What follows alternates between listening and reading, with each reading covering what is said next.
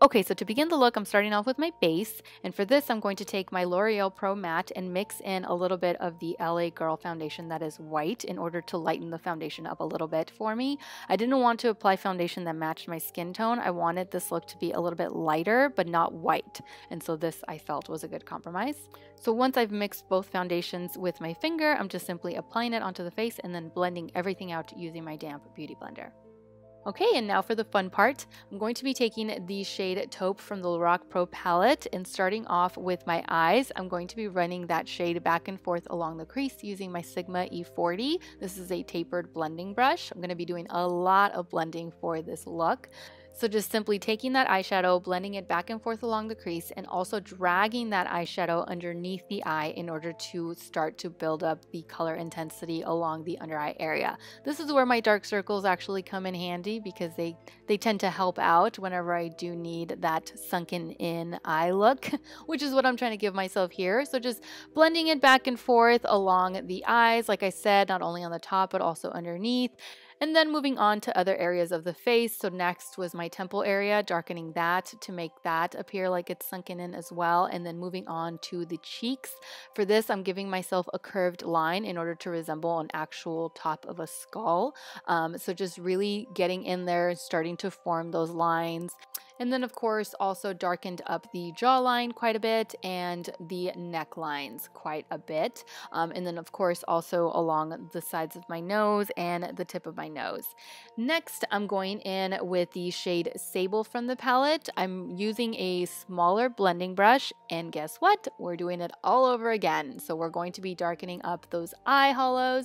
I'm also going to be darkening up the temples, the cheek area, the jaw area, the neck area, the nose area. So these steps are going to be very repetitive because I am going to gradually build up the intensity of the eyeshadows along those areas in order for them to really look nice and blended and shaded out rather than just really defined lines. I didn't want to do that.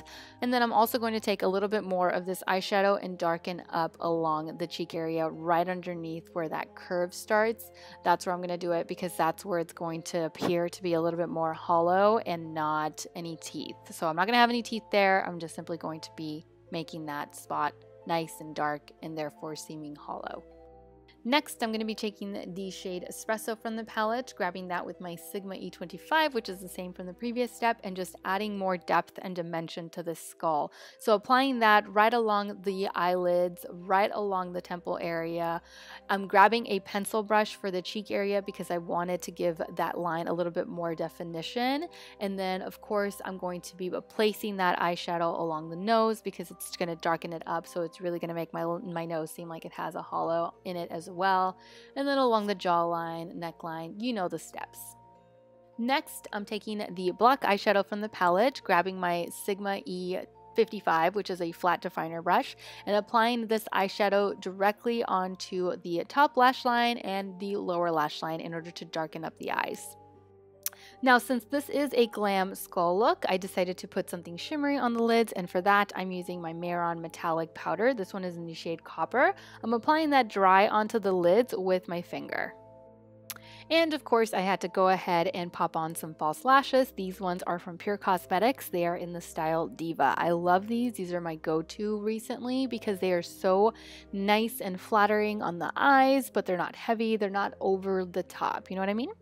In order to help frame my face even further, I am going to be darkening my brows, especially since I'm not going to really do a whole lot with them as far as covering them up. I decided that for this glam skull look that they should be there and that they should be, you know, defined and filled in. So I'm starting off with my Brow from Benefit in the shade 5, just applying some of that in order to darken them, define them, and then I'm going in with my Anastasia Brow Wiz, just my normal routine, just darkening the brows further up with that.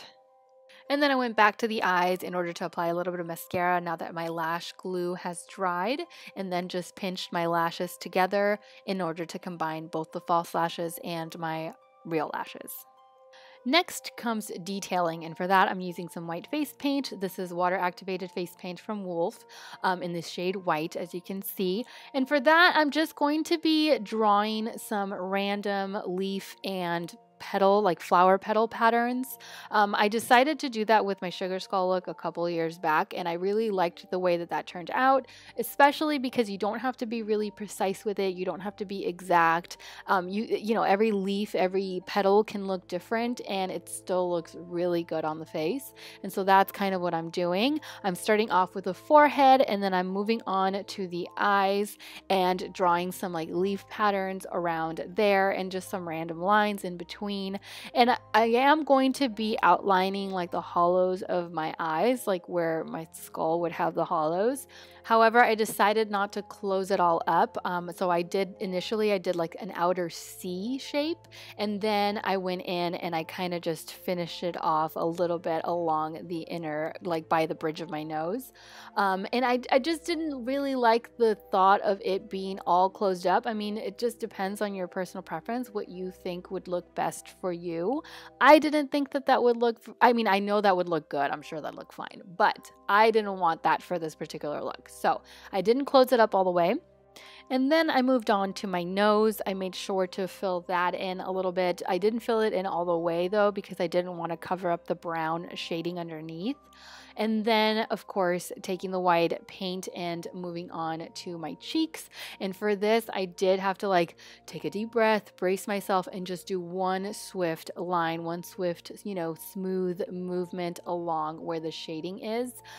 Just because I didn't want to overthink it, because anytime I overthink it, the lines just don't turn out straight. So you just go with it. Once you start, you just continue on that path, and trust me, it'll work out. Now for teeth, I didn't want to do something super complex and do like the individual teeth, because then that would require individual shading and it would just take forever. So instead of doing that route, I decided to take the easier route, more simple look. And I actually like the way that this turned out better than if I would have done the teeth. So I just decided to do equal lines on either side of my Cupid's bow, and then one line directly down the middle in order to resemble teeth. Now along the chin, I decided to add something. I was going to leave the look at that, you know, without anything anywhere else, but I decided, no, you know what, this needs a little bit more along the bottom half. And so I decided to just do something along the chin really quickly. I wanted this to kind of resemble like a sugar skull and a regular skull, kind of like combining both instead of just it being one or the other. So that is what I decided to do, just some random like petals along the chin. And then of course I'm outlining the jawline as well. After I was done with the white detailing, I decided that I wanted to add something extra, like something a little bit more color. And so I went back with the metallic copper powder. I'm using it wet now, and I'm going to just be placing little accents kind of just throughout the skull. So I'm doing it in between the petals where I have the petals drawn, and I'm also going to be placing it on top of the white lines that are around my eyes and along the cheek area, the nose, just kind of randomly placing that copper along where it will land. And I'm using it wet because I want it to be exact. I wanted this to not completely cover up the white, so when I am going over the lines, it's just kind of like where it lands, then that's where it'll go, and it won't miss. It'll miss some spots and then it'll land on other spots. That's kind of how I'm doing it. I didn't want to go over the entire white line because I still wanted the white to show. I hope that makes sense. Let me know if it doesn't. And yeah. And then I finished it off by painting the individual vertebrae down my neck, and then just shading along the sides of my neck in order to seem like it's just my spine down the middle. After you're done, you can accessorize this look any way you want, and you're good to go. I decided to go with a white wig and a flower crown. I love the colors on this flower crown, and that I had to use it. So anyway, that is all. Thank you all so much for watching. I truly hope that you enjoyed this video tutorial and that you found it helpful. As always, take care, and I will see you all in my next video.